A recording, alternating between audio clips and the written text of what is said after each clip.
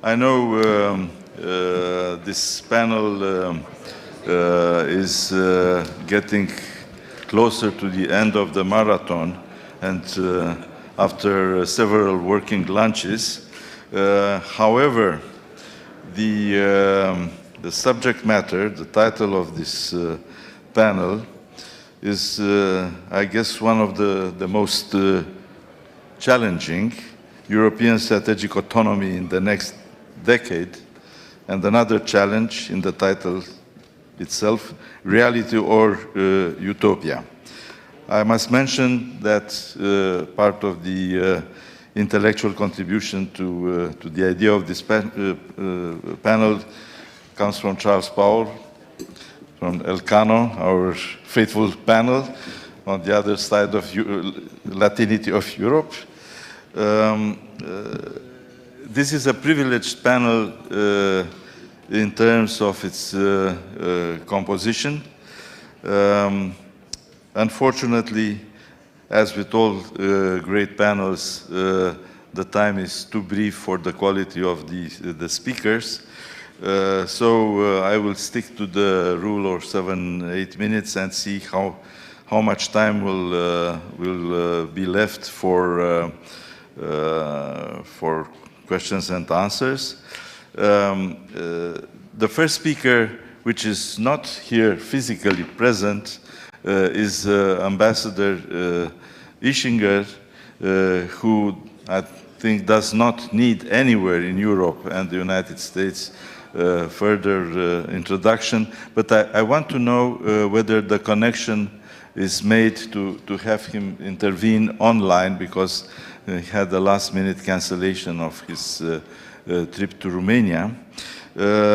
Next, seated to my left, is Monsieur François HEISBOURG, another European personality who does not need further introduction, from the Fondation de la Recherche Strategique. Charles Powell, I have already mentioned, the director of the Royal Elcano Institute in Spain, and Mr. Bart from the Warsaw Security Forum Program Director, one of our good partners, strategic partners in this part of Europe, as you very well know. Now, I ask again the technical staff whether they have managed to connect to Ambassador ISCHINGER. If not, yes. Yes? Okay. Ambassador, welcome, even if, how to say, through the waves. Glad to have you with us. And I'm pleased and honored to give you the floor and open the debate with your insights on this, most interesting subject, strategic autonomy. Thank you. Well, thank you so much. I hope you can hear me. Can Absolutely, you hear me? Perfectly. I think everybody agrees. Great. Yes. Great, perfect. Well, thank you so much for having me. And let me start by apologizing for not being in Bucharest today. I had to cancel, as you just said, at very short notice because of a case of illness in my family, and I was unable to leave the family alone for a couple of days. So it's my privilege to try to contribute a few points to this important discussion. First, let me make one thing absolutely clear. The objective, the goal of strategic autonomy of Europe, or to put it more precisely, of the European Union, is, of course, a highly desirable goal. There should not be any discussion at all whether the European Union should pursue this objective or not. It seems to me that in a world of growing great power rivalries, it is absolutely essential that we in Europe manage to develop a voice that is going to be heard and respected, a capacity to act that is commensurate with the challenges that we have militarily, politically, strategically, economically, and a policy that aims to do what the French president so wonderfully describes by this very brief four-word expression, une Europe qui protège, a Europe which protects. So I have no problem with this vision at all. The problem that I think we have is that at this very point in time, this happens to be a long-term vision, which is currently, for a number of reasons, and I will just briefly mention them, quite unattainable as the short term. In the short term, I'm afraid to say, we happen to be, because of the ongoing war waged by Russia against Ukraine, we happen to be less autonomous than we thought we are. We happen to be more dependent on outside partners, in particular the United States of America, than is healthy for us. So our predicament is that while we should pursue the long-term goal, we're not beginning from scratch. We are really only at the beginning. What should be done? Well, if you want to provide an increasing degree of autonomy for the European Union, of course you can start talking about military capabilities, and they are obviously going to be a key ingredient to any entity that wishes to be capable of acting autonomously. But the more important and more direct challenge for the European Union is to be capable of making decisions in order to express the autonomy.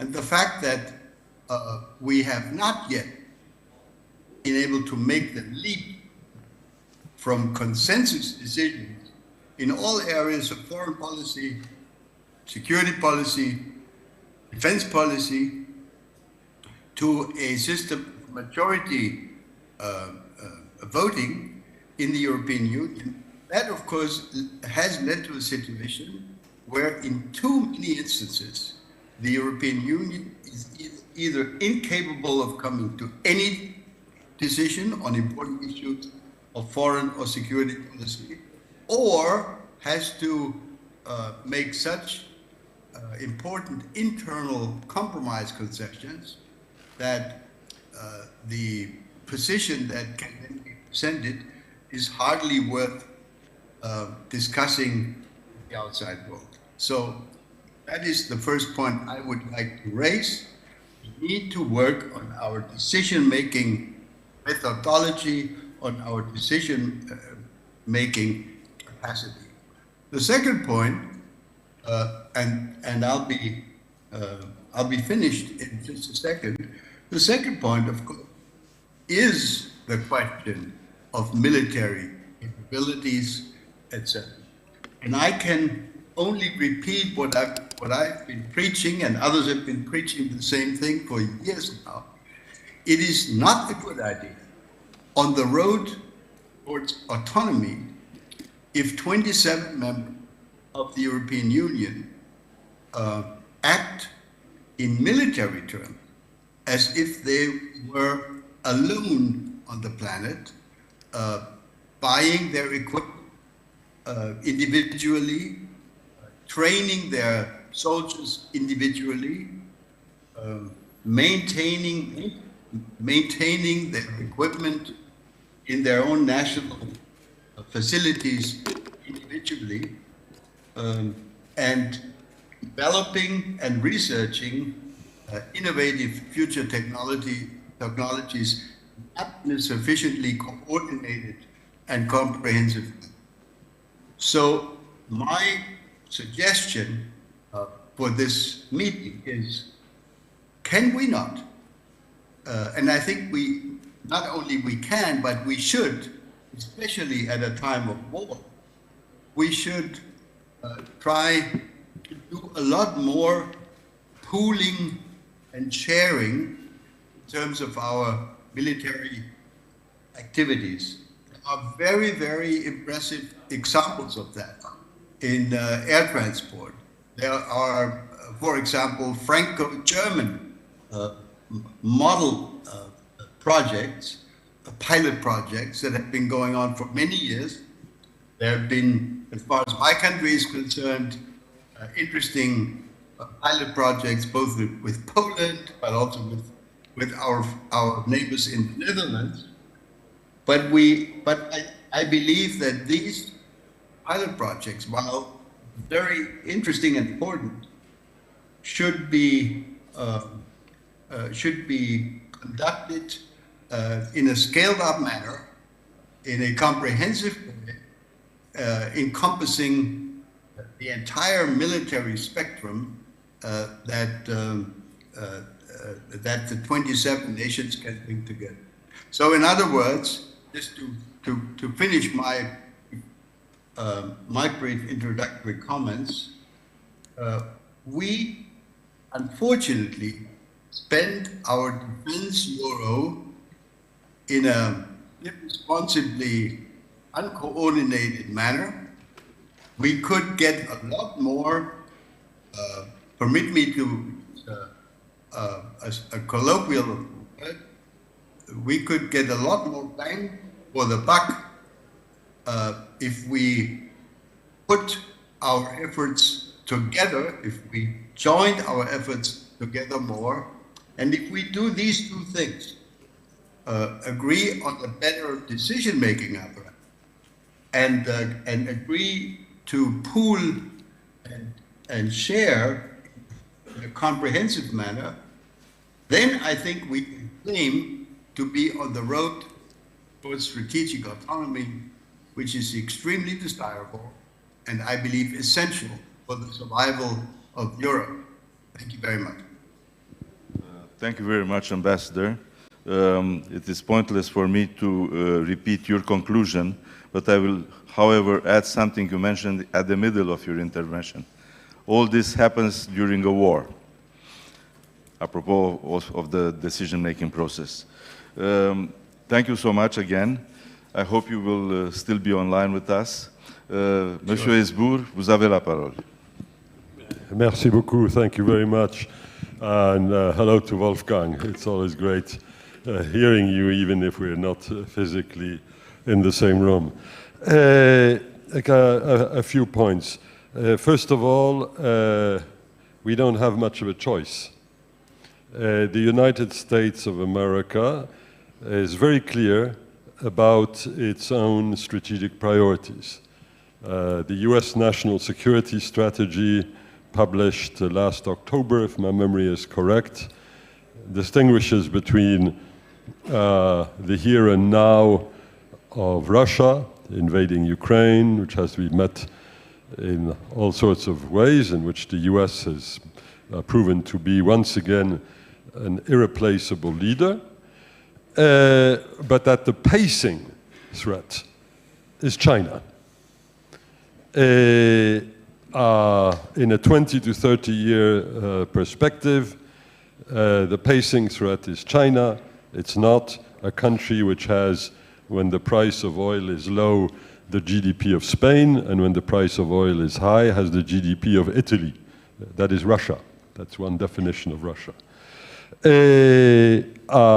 If the US national security strategy is correct, Europe is going to have to do much more for its own defense, and therefore, by definition, will have to come up with decision-making machinery and ways of getting things done, which will be commensurate with those necessary increases. So if there's already one recommendation that I would make, and that is if one is in favor of strategic autonomy, and I am in favor, strategic autonomy is going to cost money. That is not going to be popular with many countries. That adds to the reasons why this concept is possibly the most unpopular concept in strategic terms in Europe today. And indeed, I was wondering why the title of this session wasn't going to be Provocation or Dystopia rather than Reality or Utopia. And yet the French are right. The United States will not be there to hold our hands all the time in the next decades. And we are going to have to change in order to cope with the consequences of that. And those who are looking for every sort of reason not to do so will always find a reason. I've just added to the list. It's going to cost money. Second point, and here I converge entirely with Wolfgang, the constitutional issue, extending qualified majority voting to security and defense and foreign affairs is one of the ways which is currently being mulled in Germany and in France, one of the ways to acquire the decision-making capacity. Whether it's going to happen anytime soon is will make for a very interesting panel discussion next year, I suspect. This is crucially important, but don't expect a rapid resolution. Other point, military, the strictly military aspects. You know, I'm getting a bit old. My first meeting on European defense, in my recollection, was just about 50 years ago. And it's the same story, which was encapsulated by Wolfgang very well. I mean, and we always come up with the same ideas. Pooling and sharing sounds very nice. Well, we pooled and shared in the NATO framework AWACS. Very sensible. We did that about 45 years ago, by the way. Well, when a real-life contingency arrives, like the Libya campaign, UN Security Mandate, Chapter 7, NATO command. Well, one of the countries which happens to be the country in which the AWACS are based, called Germany, decided that it was not going to allow any of its ground crew or air crew to have anything to do with the operation of these aircraft. This was in 2011. Maybe things have changed since, but I suspect that they have not necessarily. Air transport in the EU framework, moving from NATO to the EU. EU framework, yeah, we have air transport. Yeah, when we really needed air transport in January 2013 to prevent the jihadis from taking over Mali, the capital, taking over Bamako, the capital of Mali, we needed every plane that we could lay our hands on. And the Americans helped, and the Danes helped, etc., etc. Where were the Germans? The Germans were explaining that their aircraft could not be used to transport French soldiers. Well, this was a bit of a problem because it happened to be that only French soldiers were involved in the fighting against the jihadis. So, yeah, it's a great concept. But except that when you need it to work, it doesn't work. Once again, tell me, oh, maybe this has changed. Hopefully it has. But I don't actually know that for a fact. So we're going to be probably stuck for quite some time yet with unsatisfactory ways of spending our defense money. Do we have enough defense money? On paper, yes, we do. We spend a lot more than Russia does on defense, collectively. However you calculate Russian defense spending, it's grosso modo a factor of 1.5 to 2 in favor of the European Union. But it's not happening. European Union plus Britain. So we're going to have to spend more, and continue to spend it in a relatively inefficient manner. This is the world, by the way, in which we don't have strategic autonomy. We have NATO and we have the EU, and the whole thing not working terribly well together. Then we have the broader strategic aspects. This is interesting, because their stuff is happening. Because if the basic pacing threat is going to be China, if you're in Washington, and I suspect the Americans may have more than a point on this, then you're going to want to have the Europeans and the Americans put together machinery to work together. We have begun to do that at the end of 2021 with the creation of the EU-US Trade and Technology Council vis-à-vis China. This is the shape of things to come.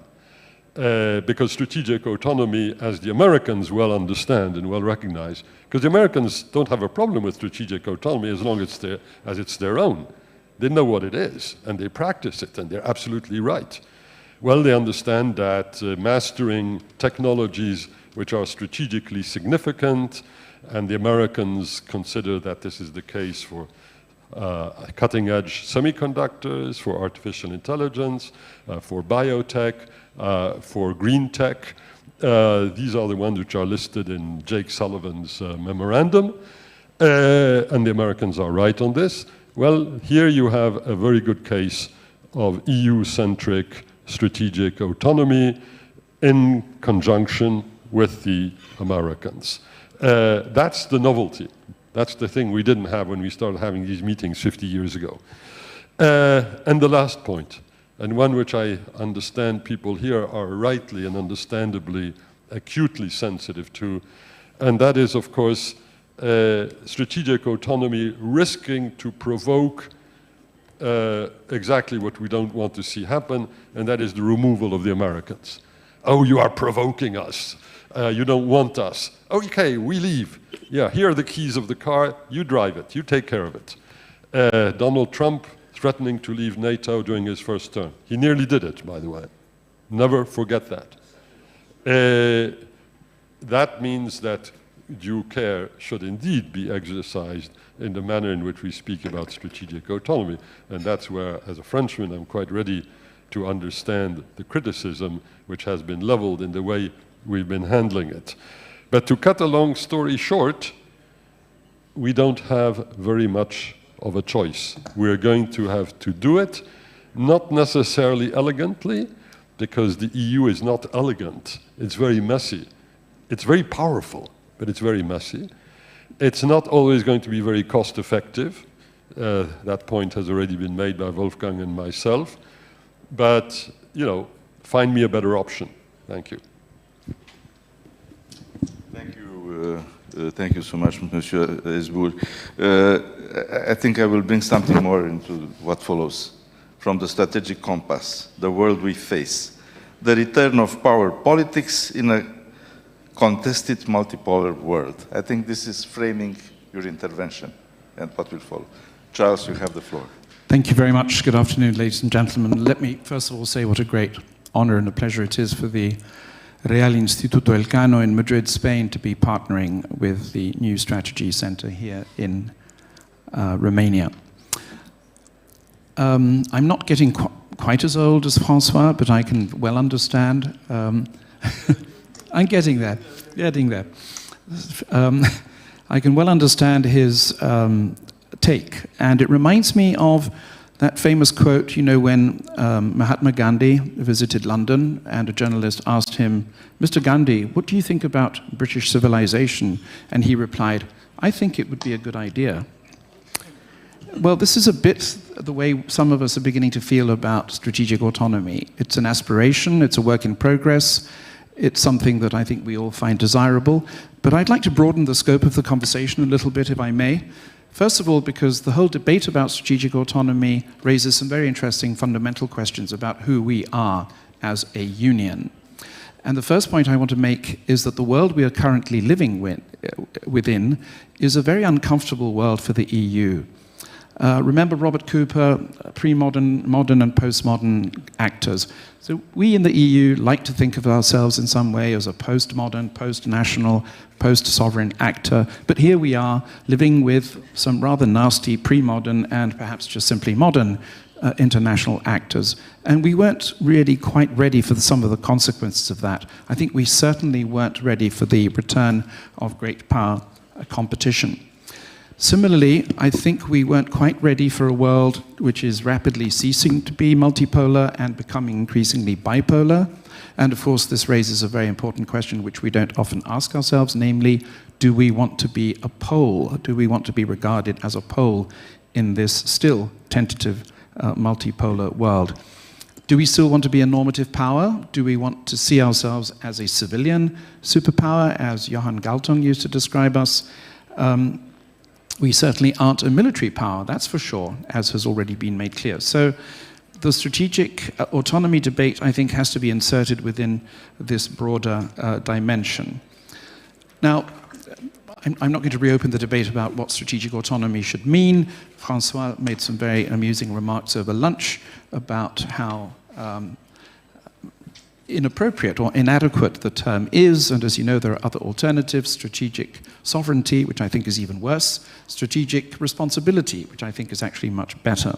But the point about strategic autonomy is that it reflects our collective will to be able to defend our values and interests at home and abroad without asking third parties either for permission or for assistance.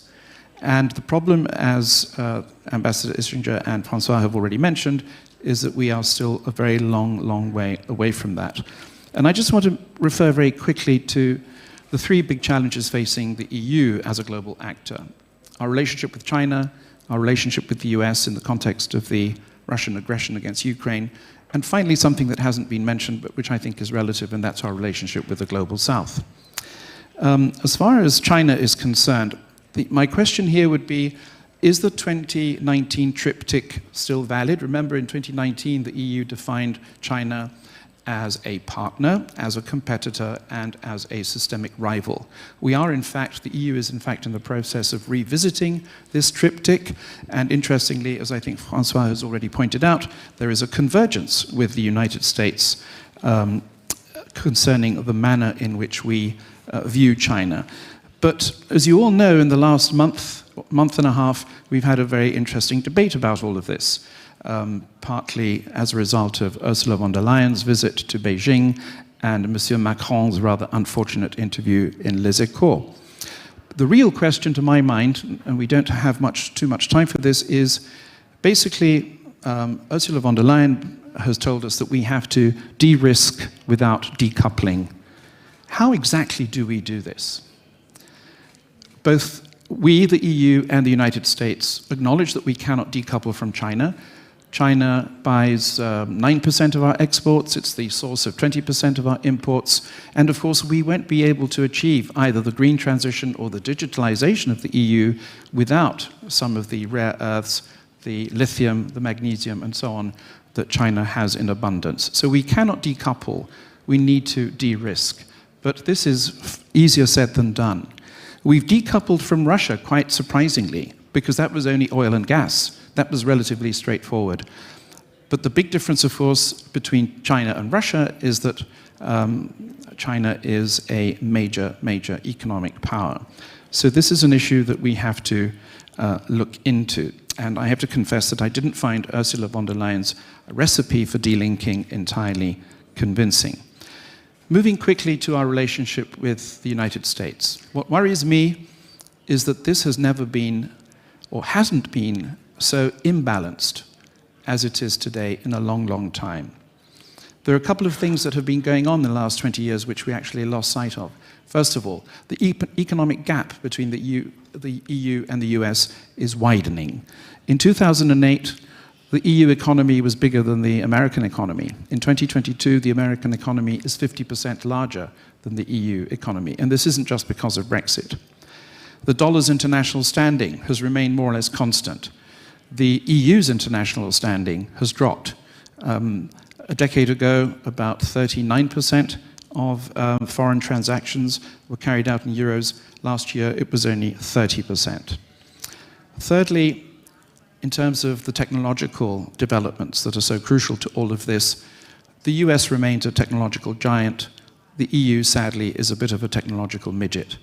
The big 5 tech companies completely dominate our European markets. We have not been able to create either viable national champions or European champions. And finally, the military gap, which has also been alluded to, has also increased. We are spending more, admittedly. The US about 800 billion, we, the EU, about 220 billion.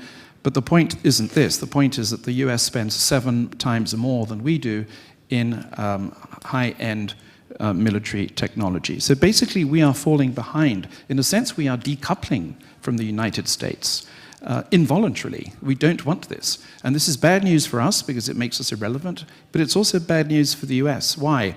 Well, quite simply because the US would benefit from a stronger EU partner. The US, as has already been mentioned, wants to concentrate essentially on China. But because of our weaknesses, the US is having to pivot back to Europe. The number of US troops in Europe has increased from 65,000 to 100,000 since the war in Ukraine broke out. So my argument is that we need to be stronger, and therefore we need better capabilities, more bang for our buck, and so on. This has already been mentioned, essentially because otherwise we will cease to be a relevant actor in the transatlantic game. And finally, a word about the Global South. Many of you will have seen a rather interesting article in The Economist. This is based on a report by the Economist Intelligence Unit, which pointed out some rather interesting facts. 52 states are imposing sanctions on Russia. That represents something like 18% of the world population. Only 12 are really actively supporting Russia, which is a relief, but 127 are sitting on the fence.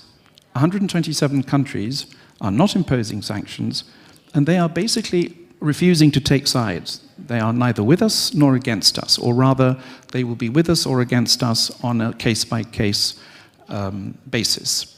And this is deeply alarming. We may be more united within Europe than we had ever been, but we are also more lonely. We are more alone in the world than we have ever been. Now, my point is this. If the EU is serious about strategic autonomy, it has to have its own relationship with the Global South. Remember, some of these countries are very important economies. India, South Africa, Brazil. And I'm not saying that we should distance ourselves from the United States because the United States somehow contaminates us. But it's very clear to me, I've just come back from a very long, interesting week in Brazil and Chile. It's very clear to me that one of the reasons why Chile is the only country in Latin America which has invited President Zelensky to address their national parliament is because they basically do not believe us when we talk about strategic autonomy. They continue to see the EU simply as an appendage of the United States. And I think this is an important reason why we should think harder and work more efficiently towards reaffirming our claim to strategic autonomy. Thank you very much. Well, Charles, your intervention was somewhere between the opening remarks of Ambassador ISCHINGER on the highly desired goal and the dystopian conclusion of Monsieur HEISBOURG. It was quite challenging. The existential questions actually fueled the debate. From the Pyrenees and the French Atlantic, I would like to go to the Baltics and our eastern flank, north of Romania. Mr. Kot, you are invited to take the floor, please. Thank you very much. Good afternoon, everyone. And it's absolutely lovely to be here in Bucharest and indeed to add a bit of the Central Eastern European flavor to this discussion, which I suppose might be a little bit different than the usual Western European approach towards the European strategic autonomy. It has indeed broadened its scope since the beginning, since the concept has been brought to life. But in Central Eastern Europe, it's still very much regarded through this security lens. And to tell you the truth, the war in Ukraine only actually strengthened that approach. For the sake of this discussion, in my understanding, the The success behind the concept actually lies in the ability of the European states to achieve three elements. The first one being common vision, the second being political will, and the third being build common capabilities. But at the same time, let us actually not deal with absolutes, because this is very much about the spectrum of getting closer to these three elements. So first of all, when it comes to the common vision of European strategic autonomy, the big question here is, do we actually understand dependencies the same way? And certainly the war in Ukraine has brought us closer to decoupling from Russian energy sources and understanding that as a matter of security. But once the discussion opens about China, about even the relationship between the European Union and the US, the EU member states do not necessarily agree on every single subject related to the geographical or functional level of ambition they should actually adopt in order to pursue the European strategic autonomy. In Central and Eastern Europe, and especially in Poland, this concept, in a way, it is understood as a tool of presenting the European Union as a balancing power in this all global rivalry that we are experiencing right now, tends to be even regarded as hostile towards the transatlantic relations, and sometimes even as an excuse for some of the member states of NATO when it comes to their commitments to the alliance and to other member states. But at the same time, it actually can be applauded, and is sometimes applauded in Poland when we discuss this concept as a tool in strengthening the capabilities within the existing transatlantic alliance. And why is that? I mean, the reason is twofold. The first one is, and this will be very honest reasons. The first one is the presumption that the strategic autonomy can actually become a tool of pursuing the national interests of some of the Western European states on expense of Central and Eastern Europe. Whereas in NATO, we have a very clear security focus, we have a very clear US leadership, the balance of interest actually elevates Central and Eastern Europe.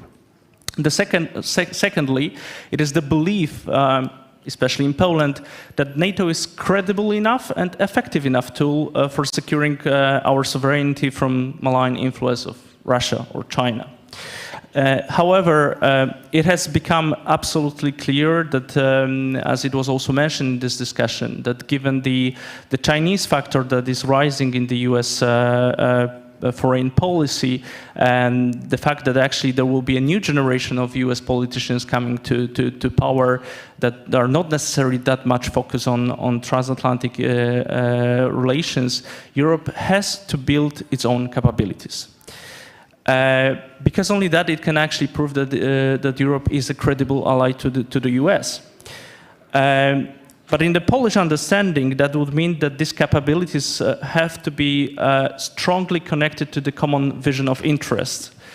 And if this is actually separate to the transatlantic priorities in terms of this strategic approach towards foreign policy, then Poland would have a lot of doubts. And a perfect example for that is actually China. And the statements of as it was even mentioned here, of President Macron after his visit in China absolutely doesn't help in promoting this concept in Central Eastern Europe. Secondly, as I mentioned, the second factor would be the political will. So when it comes to the political will for Central Eastern Europe, it is mostly a question of leadership. And the beginning of the war in Ukraine showed very clearly the importance of the US leadership in protecting Europe. But not only US, actually British as well. There is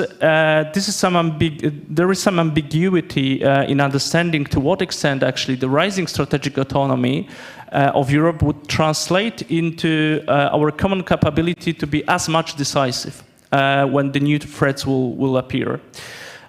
In fact, there is also a fear of being actually left outside of the deciding group. That's why this notion that there is a shift of interest, the shift of gravity towards Central Eastern Europe resonates that well in countries such as Poland, because there is a willingness from the Polish side to actually be, to have a say in shaping Europe's leadership, especially in terms of security.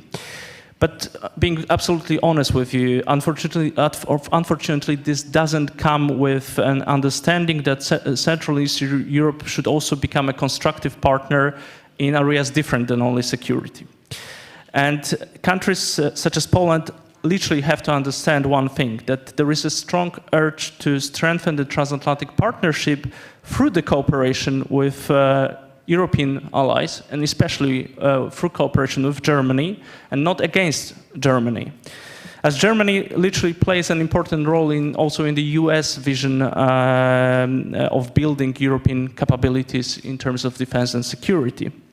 And of course, the shift we are discussing, the shift towards Central Eastern Europe, the shift of gravity, it can change some balance. It can actually give Poland more of a say in terms of constructively impacting the Germany's view on its own Ostpolitik, but creating adversaries that are literally happening right now in Poland doesn't help much. So the third issue I mentioned is actually the capability the ability of building common capabilities. So for us, that would be actually rather a question to what extent the separate European Union defense policy can contribute to NATO's capabilities. And when regarded as a tool of creating the synergies between European defense industries, it is absolutely acceptable and favorable also for Polish politicians. But absolutely, let us not forget about one thing. This is also a matter of a strategic nature, the choice of a strategic nature where you buy your equipment. And the war in Ukraine actually didn't help a lot in promoting some of the European industry, especially in the Central and Eastern Europe.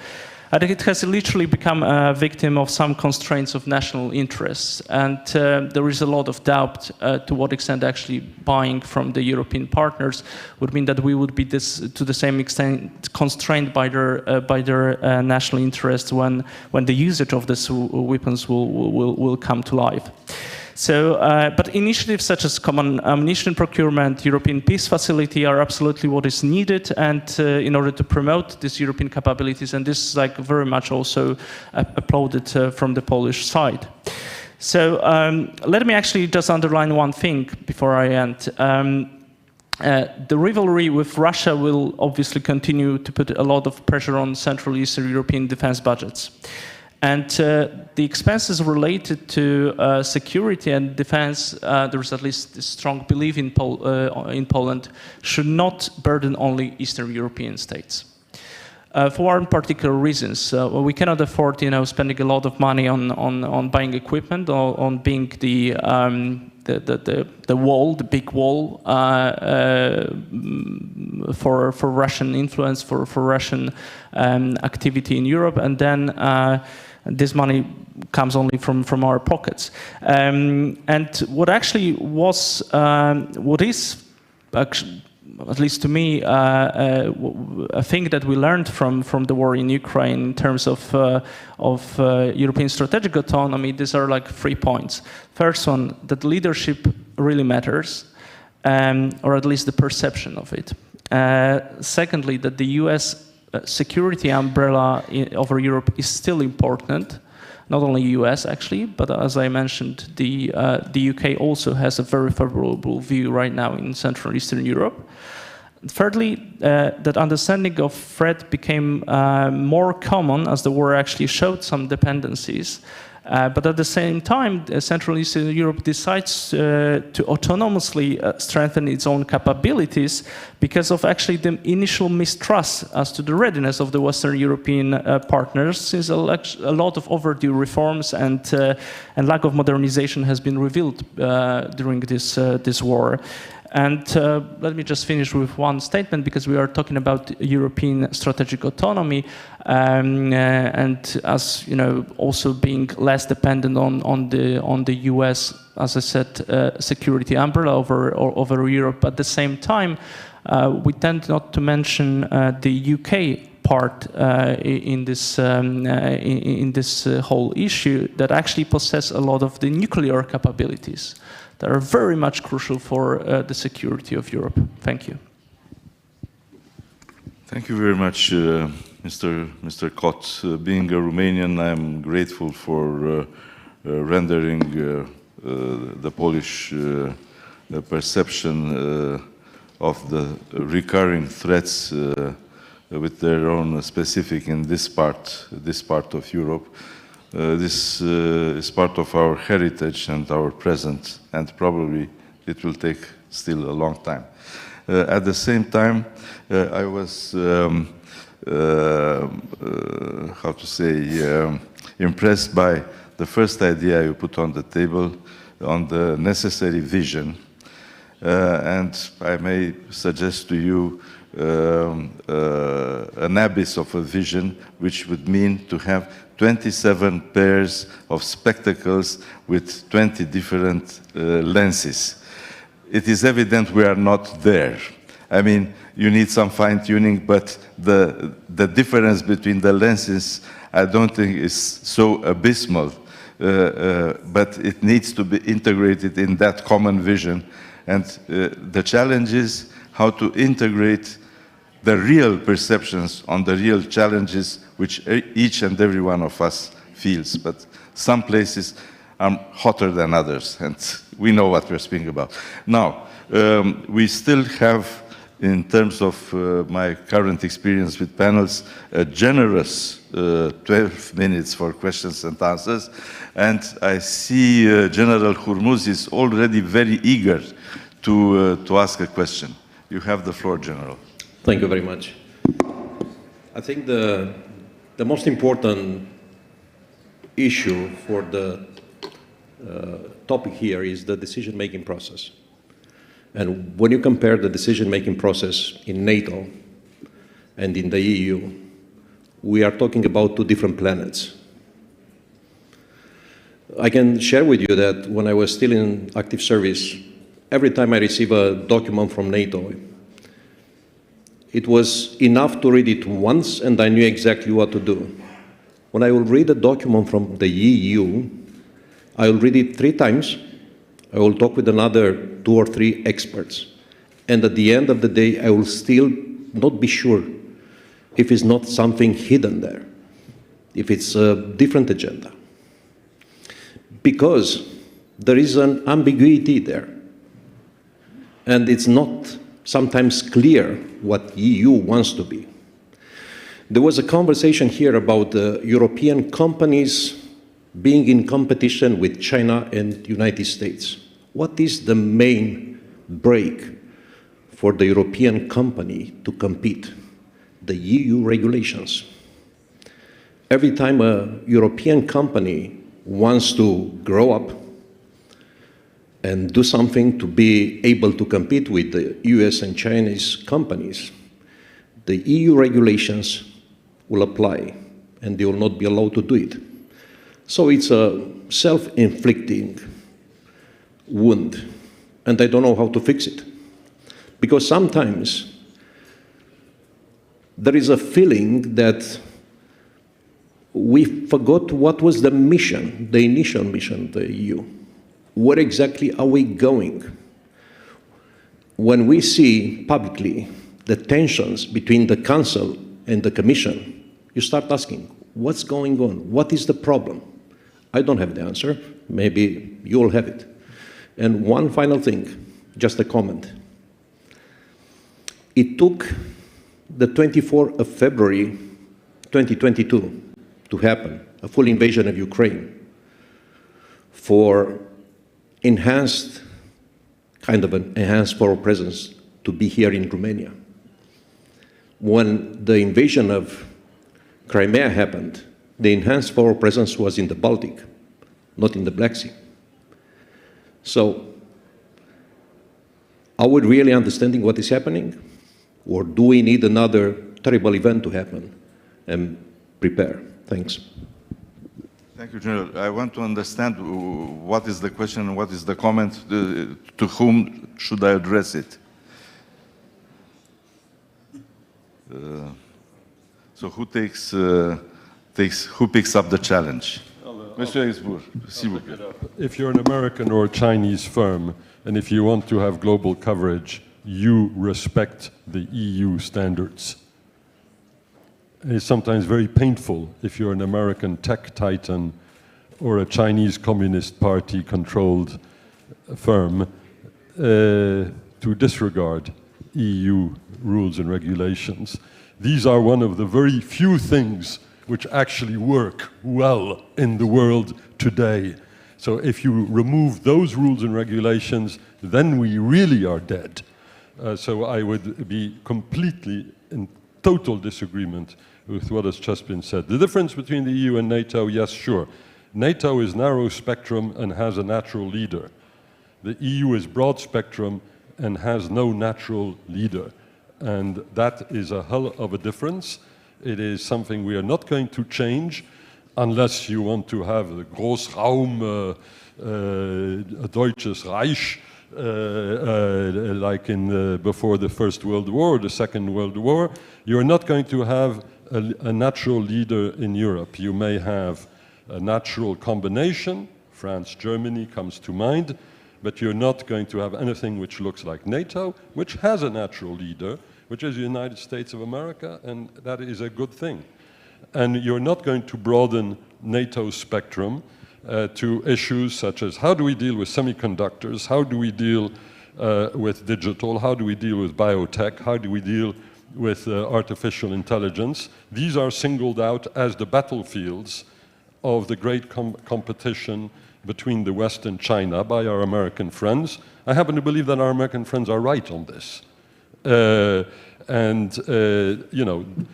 We have horses for courses, and the European Union is not a racehorse. It's a percheron, it's a sort of heavy beast. It can carry a lot, but it doesn't run very fast. And NATO is indeed entirely different. Since I have the mic, I'll just add one word about the global south. I agree with everything that Charles said, but I don't like using the expression global south because, well, I understand the Russian styling of the West as the collective West. I actually like that. When the Russians call us the collective West, I say, good idea. And thank you, Mr. Putin, for having made it. I can also understand that there's a club of dictatorships, the unlimited friendship between Beijing and Russia. But the global south only exists as a set of disparate, what one French analyst calls the uninhibited powers. But there is no common point between Vietnam, India, Indonesia, Turkey, and Brazil. Each one of these is different, each one of these is important, but in its own special way, and we should deal with them as they are, on their merits, not as if they composed a group. That would actually be self-defeating. Thank you. Can I just say, I totally agree with that. I gave a lecture this morning at the Romanian Diplomatic Institute, and I made precisely that point. Having just been on this tour of Chile and Brazil, the concept was thrown in our faces every time somebody used it, with good reason. So let's use the New South or simply the emerging economies. There is actually no single common denominator. For the same reason we should avoid, I totally agree with what you said about Russia's use of the collective West. We are the collective West in this sense. But the West versus the rest is something we should also steer well clear of for the same reason. And about the EU and NATO. Now, I can fully understand that people have enormous respect for NATO. It's a defensive military alliance, untested, of course, in many, many ways, unlike the EU, which is tested on a daily basis.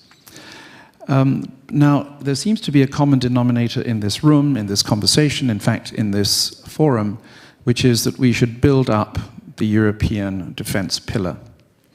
My question to you all is, how exactly do we do this, and which institutions can contribute most to this? And what I would put to you is that actually, and paradoxically perhaps, the EU can do much more in helping EU member states, which are also, with the exception of only 5 countries, NATO member states, in building up their defense capabilities. Why? The EU has the cash, right? We now have a military budget, in the EU. We have money allocated for military purposes. Secondly, we have institutions like the European Defence Agency. Now, of course, one can be critical of how it operates, but we have institutions within the EU which are in the business of trying to improve the bang that we get for our buck. And finally, we have procedures. Some of them very cumbersome and perhaps not very effective, like these permanent structured corporations, which haven't really delivered too much. But we have three factors which are very important. And you know, when it comes to explaining to our public opinions where this money is going and whether we're going to have more effective armies at the end of the day, I think the EU can make a very important contribution. I'm actually astonished by the fact that the EU member states spend more than 200 billion euros a year on defense, and our public opinions do not really seem to care how this money is being spent. There is an accountability issue, but remember, it's the same capabilities. These are NATO armies as well as EU armies. It's the same national capabilities. So I think a closer EU-NATO collaboration would also help us build up the European defense pillar. Thank you. Thank you so much. Ambassador Ischinger, would you like to intervene? Well, thank you very much. I have only one modest comment to add to what's just been said. When we consider the current, or more importantly, the future role of the European Union, I want to remind everyone that for the first 50 or 60 years of its existence, the mission of the European Union was to take care of the relationships among the members of the European Union, eradicate conflict between members, take care of internal regulation, distribution of growth and wealth, etc., etc. It is a relatively new mission, newly discovered mission of the European Union, to take care of protecting against foreign intervention, to protect our borders against outside intervention, against offensive migration flows, etc., etc. In other words, we have entered a new era. The Zeitenwende, the term we use in German, applies not only to the new situation created by the Russian aggression, it also applies to the new mission of the European Union, which doesn't mean that the old mission is gone, but the new mission, namely taking care of Europe qui protège, to use Emmanuel Macron's term, requires a new approach, requires different methods of decision-making, as has been discussed over the last hour, and requires different capabilities. In other words, all I wanted to say is, let's agree that we are only at the beginning of equipping and constructing the European Union so that it can actually meet this newly discovered and newly conceived mission, in addition to the traditional mission of taking care of the relationships among and between the members. Thank you very much. Thank you so much. It means we have to look at another double lifespan of the European Union, and I take it very optimistically coming from you. Mr. Kot, will you add something? Just one thing that I already said, but I want to underline. It is also the duty of the Central Eastern European states to learn how to be literally a constructive partner, also in shaping the European strategic autonomy. And this constant talk that we were, right on certain issues, it has already been done. Yes, we were right, but this is not the case right now. We should be actually the ones that bring the constructive ideas to the table. And even if I am, and I am, a strong supporter of NATO, a strong supporter of Polish role within NATO, yes, it is also the duty of Poland to shape the European capabilities, because, as I said, this is the only way forward that Europe can become a constructive and credible ally to the US as well. Thank you.